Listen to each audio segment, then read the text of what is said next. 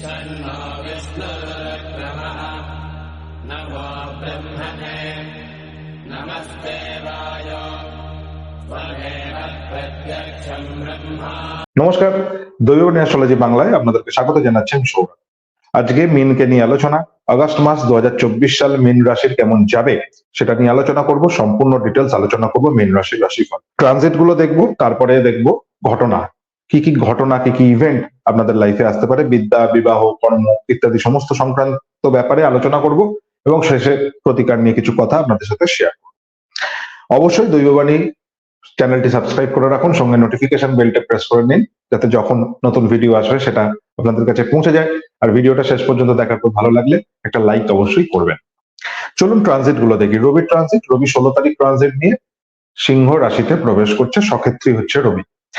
তার সাথে সাথে মঙ্গলের ট্রানজিট রয়েছে, মঙ্গল 26 তারিখ ট্রানজিট নিচ্ছে, মঙ্গল 26 তারিখ ট্রানজিট নিয়ে মিথুনে চলে আসবে এবং তারপরে শুক্র ট্রানজিট রয়েছে, শুক্র কন্যা রাশিতে প্রবেশ করবে 25 তারিখ। এটা খুব নিচস্থ ক্ষেত্রে যাবে কন্যায়, বুধের রাশিতে শুক্র যাচ্ছে কন্যা রাশিতে, শুক্র এটা নিচস্থ ক্ষেত্র। নিচস্থ মানে যে সবসময় খারাপ হবে এমন নয়, কিন্তু শুক্রের যে ক্ষমতা প্রদান, যে শক্তিকে আপনাদের সামনে দেয়া, যে শুক্রের যে এবিলিটি পূর্ণ মাত্রায় যে প্রকাশ, সেটা অনেকাংশেই কিন্তু কমে যায়।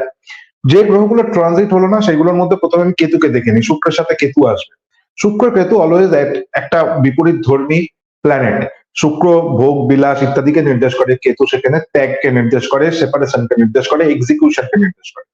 শুক্র বিশ্লেষণকে নির্দেশ করে, কেতু সেখানে এক্সিকিউশনকে নির্দেশ করে, বডিকে নির্দেশ করে। এর সাথে সাথে রাহু কোনো ট্রানজিট নেই, রাহু মিন নেই অবস্থিত হয়ে থাকবে মিন রাশিতে। মিন রাশির রাশিফল এটা, মিনেই কিন্তু রাহুর অবস্থা। মিনের দ্বাদশে শনি বক্রী অবস্থায় কুম্ভ রাশিতে, বৃহস্পতি বৃষ রাশিতে অবস্থান। এই হচ্ছে আকাশের মোটামুটি ভাবে একটা চিত্র। এবার দেখবো ঘটনা, কি কি ঘটনা মীন রাশি এক্সপেক্ট করতে পারে। প্রথমে হেলথটা কেমন ভাবে চলবে দেখুন।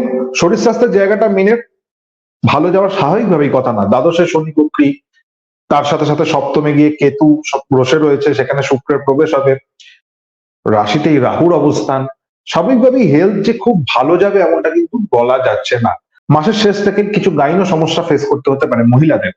এর সাথে সাথে বুধ যেহেতু বক্রী অবস্থায় চলে যাবে, 5 তারিখ থেকে 29 তারিখ পর্যন্ত বুধ বক্রী অবস্থায় হবে, সিংহ রাশিতে বক্রী হবে, ষষ্ঠ ভাবের উপর বক্রী হবে বুধ, এবং সে 22 তারিখ কর্কটে প্রবেশ করবে। ষষ্ঠ ভাবের উপর যখন বুধ বক্রী হয়, সে কিন্তু বুধের যে রোগ ব্যাধিগুলো সেগুলোকে আস্তে আস্তে ট্রিগার করার চেষ্টা করবে। বুধের রোগ ব্যাধি in the sense skin related problem, nerve related problem, নখের প্রবলেম ইত্যাদি নানান রকম সমস্যা কিন্তু বুধ ট্রিগার করাতে পারে। তার সাথে সাথে রবি আসবে ষষ্ঠ ভাবের উপরে, ষষ্ঠ ভাবের অধিপতি ষষ্ঠে আসবে। এটা দেখুন, রবি রোগের কারক নয় জেনারেলি। কালপুরুষ চক্র হিসেবে পঞ্চম ভাব হচ্ছে সিংহ রাশি, স্বাভাবিকভাবেই পঞ্চম ভাবটা হিলিং ভাব। তো পঞ্চম ভাবে রবির অবস্থান রোগ ব্যাধিকে নাশকারক ব্যাপার, ব্যালেন্স হয়ে যাওয়ার একটা ব্যাপার অবশ্যই থাকছে, কিন্তু প্রেসার থাকবে। শনি দ্বাদশে বক্রী আপনাকে কিছুতেই সুস্থ হতে দেবে না, আপনাকে দুর্বল করে রাখবে। এটা হচ্ছে মিনের প্রথম ব্যাপার হেলথের ব্যাপারে। অর্থনৈতিক জায়গাটায় আসবো, শুভ অবস্থান অর্থনৈতিক ক্ষেত্র, আর্নিং সোর্স বৃদ্ধি হবে, কর্মজগতের একটা প্রভাব আসবে, কর্মজগৎ থেকে যে টাকা পয়সা আর্নিং সেই জায়গাটা ঠিকঠাক হবে, ব্লক চলছিল সেটা খুলবে। কিন্তু আর একটা সাথে সাথে সমস্যা, রাহু যেহেতু রয়েছে, হঠাৎ টাকা আসা হঠাৎ টাকা বন্ধ হওয়া, হঠাৎ আসা হঠাৎ বন্ধ হওয়া, এই ব্যাপারটা থাকবে।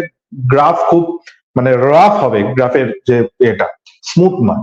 আর্নিংটা হবে, ভালোই হবে, আবার কখনো একদমই হবে না, এরকম একটা ডিসব্যালেন্স থাকবে, ব্যালেন্স থাকবে না খুব একটা। কর্মজগৎটা নিয়ে যদি আসি, প্রথমত দেখুন কর্মজগৎটা মিশ্র একটা ভাব।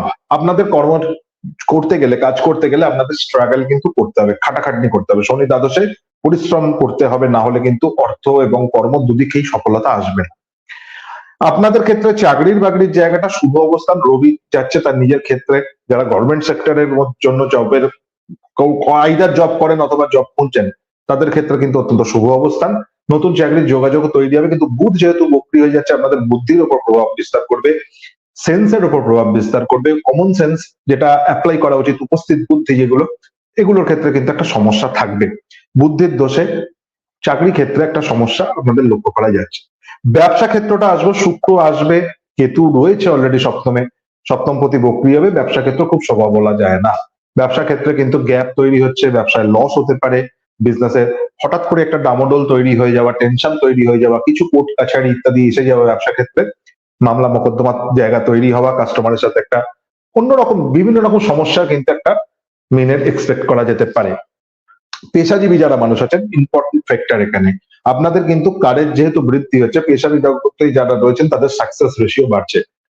যারা সেলফ এমপ্লয়মেন্টের মধ্যে আছেন তাদের কাজ বাড়বে, তারা আরো ভালো কাজ করতে পারবেন এবং আরো পরিষেবাটা খুব সুন্দরভাবে দিতে পারবেন এবং সেখান থেকে অর্থ আর্নিংটাও খুব করতে পারবেন। একটাই কথা, যদি না আপনাদের ভেতর লেজিনেসটা না কমে, যদি লেজি হন, আপনাদের যদি আস্তে আস্তে খাটাখাটনির ইচ্ছাটা চলে গিয়ে থাকে, পার্সোনাল হরোস্কোপের স্ট্রেংথের জায়গাটা ব্যাপার রয়েছে, তাহলে কিন্তু সমস্যা কমবে না, তাহলে কিন্তু আপনাদের কর্মজগতে সাকসেস আসবে না। ওই জায়গাটাকে ঠিক রাখতে হবে, তাহলে দেখবেন মোটামুটি ভাবে আপনাদের কর্মজগৎটা ভালো হতে চলেছে। ম্যারেজ, ম্যারিটাল লাইফ ভালো অবস্থান নয়, কেতু রয়েছে, সপ্তমপতি বুধ বকরি হবে। ম্যারেজ এবং ম্যারিটাল লাইফ দুটো সেক্টরই মোটামুটি ভাবে গন্ডগোলের, এবং ম্যারিটাল লাইফের থেকেও ম্যারেজ সেক্টরটা অত্যন্ত বড়। বিয়ে হতে চাইবে না, বিয়ের কথা যদি হয়েও থাকে সেটা পিছিয়ে যাওয়া, কোনো না কোনো ভাবে ডিলে হওয়া, আটকে যাওয়া, মিনের এরকম একটা সমস্যা চলছে এবং চলবে। তারপরে শুক্র চলে আসবে সামনের মাসে, সুতরাং সামনের মাসটাও কতটা ভালো হবে সেটা সামনের মাসের ভিডিও নিয়ে যখন আসবো তখন আলোচনা করা যাবে। আগস্ট মাসটায় অন্তত আমি কোনো পজিটিভ সাইন আপনাদের দিতে পারছি না ম্যারেজ নিয়ে। ম্যারিটাল লাইফের ক্ষেত্রে 50-50, আপনাদের পার্সোনাল হরোস্কোপ যদি ঠিক থাকে তাহলে চান্সেস এটাই যে এই মাসটা আপনারা অন্তত ব্যালেন্সে থাকবেন। পার্সোনাল হরোস্কোপ যদি ডিস্টার্ব থাকে, ট্রানজিট কিন্তু খুব ভালো নয়। এক্ষেত্রে শুক্রের একটা ইম্পর্টেন্ট রোল প্লে হবে। শুক্রের নিচস্থ স্থানে যাচ্ছে, স্বাভাবিকভাবেই আপনাদের ম্যারিটাল লাইফের উপর নেগেটিভ প্রভাব ফেলার একটা সম্ভাবনা থাকবে। পার্টনারের থেকে একটু ডিস্টেন্স তৈরি হওয়া, একটু ডিস্টেন্স মেনটেন করার ব্যাপার থাকবে। তবে আমি এটুকুনি বলবো, খুব নেগেটিভিটি নয়, খুব নেগেটিভিটির জায়গা নেই, আবার খুব পজিটিভিটির জায়গাও নেই, একটা ব্যালেন্স অবস্থা। সমস্যা কেতুকে নিয়ে, কেতু সপ্তমে থাকলে যে হাউসে কেতু থাকে সেই রিলেটেড বিষয়কে কিন্তু কেতু কমায়, তো সেটা একটু খেয়াল রাখতে হবে। সেটুকু যদি মাথায় থাকে তাহলে মোটামুটি ভাবে আপনারা আপনাদের মতো বুঝে নিতে পারবেন। সন্তান ক্ষেত্রটা আসবো, শুভ অবস্থান সন্তান ক্ষেত্র, খুব টেনশনের কিছু নেই, সন্তান ক্ষেত্রের জায়গাটা নেই, খুব দুশ্চিন্তা বা বিরাট কিছু গন্ডগোল হতে পারে এমন কোনো ভয় বা চান্সেস নেই এ মাসটায় অন্তত। প্রপার্টি রিলেটেড জায়গাটায় আসবো, মঙ্গলটা যেই মুহূর্তে গিয়ে মিথুনে ঢুকবে তারপর প্রপার্টির জায়গাটা খুবই ভালো হচ্ছে, কিন্তু একটা সমস্যা ছোট আসতে পারে, সেটা হচ্ছে বৃহস্পতি বসে রয়েছে আপনাদের থার্ড হাউসের ওপর দিয়ে, এবং ফোর্থ হাউস যেটা রয়েছে সেখানে বুধ, বুধ আবার সিংহ রাশিতে গিয়ে বক্রী ষষ্ঠে। প্রপার্টিগত ব্যাপারে মামলা মোকদ্দমা, কোর্ট কাছারি, গভর্নমেন্টের ইন্টারভেনশন প্রপার্টি রিলেটেড ব্যাপারে কিন্তু থাকবে, থমকে যেতে পারে বাড়ি তৈরি করার ক্ষেত্রে কাজকর্ম, এই জায়গাটা খেয়াল রাখতে হবে। তবে প্রপার্টি কেনার ক্ষেত্রে কিন্তু শুভ অবস্থান, থার্ড হাউসটা খুব ইম্পর্টেন্ট হয়ে যায় প্রপার্টি পারচেজের ক্ষেত্রে। প্রপার্টি পারচেজের ক্ষেত্রে আপনাদের খুব একটা নেগেটিভ নেই, প্রপার্টি সেলিং এর ক্ষেত্রে থার্ড হাউস খুব ইম্পর্টেন্ট, তাই প্রপার্টি সেলিং এর জায়গাটাও কিন্তু এই মাসে আপনাদের খুব একটা নেগেটিভ জোনে যাচ্ছে না, পজিটিভ জায়গা মোটামুটি ভাবে পাওয়া যাচ্ছে। এডুকেশন সেক্টরটা শুভ হচ্ছে, যারা পড়াশোনা, যেসব বাচ্চারা পড়াশোনার মধ্যে আছেন মীন রাশি, হায়ার স্টাডিজ বলুন কি মিডল লোয়ার বা মিডল স্টাডি, কোনো ক্ষেত্রেই খুব একটা নেগেটিভ ভাইবস নেই। কিন্তু রাহু যেহেতু রাশিতে বা লগ্নে অবস্থান, যারা মীন রাশির জাতক বা জাতিকা, তাদের মাথা সবসময় চঞ্চলতার মধ্যে ঘেরা থাকবে, ফোকাস একটু নড়ে যাওয়ার সম্ভাবনা, যতটা না করবে তার থেকে বেশি ভাববে, এই জায়গাটা খেয়াল রাখতে হবে। আর দ্বাদশে শনি, স্বাভাবিকভাবে তার ঘুম একটু বাড়বে, বাচ্চাদের লেজিনেস বাড়বে, বিছানা ছেড়ে উঠতে চাইবে না, কিছুতেই সকালে উঠতে চাইবে না, লেট করবে পড়াশোনার ক্ষেত্রে, এগুলো একটু নেগলেক্ট করলে সেক্ষেত্রে মুশকিল। ফোকাসটা মূল দরকার বাচ্চাদের ক্ষেত্রে, তার জন্য প্রপার গাইডেন্স নিন, প্রপার অ্যাস্ট্রোলজিক্যাল কাউন্সিলিং করান, আশা করি আপনাদের সন্তান ভালো ভাবে পড়াশোনা করতে পারবে।